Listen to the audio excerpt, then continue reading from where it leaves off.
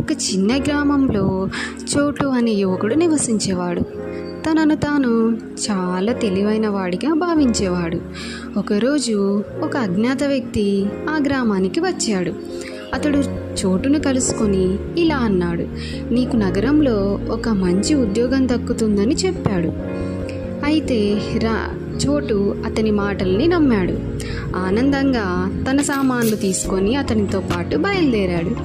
Railway స్టేషన్కి చేరినప్పుడు చోటు తక్కువ సమయం కోసం దూరంగా వెళ్ళాడు. ఆ అజ్ఞాతుడు చోటు యొక్క డబ్బు మరియు సామాన్లని దొంగలించి జనాల్లోకి మాయమైపోయాడు.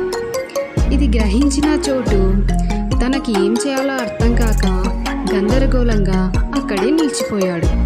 పోలీసుల సహాయంతో అతడు తిరిగి మళ్ళీ గ్రామానికి చేరుకున్నాడు. కొడుకుని చూసిన తండ్రి ఇలాగా అన్నాడు, ప్రతి ఒక్కరిని నమ్మకూడదు. ఎవరు నిజంగా ఎటువంటి వారో తెలుసుకున్న తర్వాతే నమ్మాలి. నీతి ఏమిటంటే ప్రతి ఒక్కరిని నమ్మకూడదు.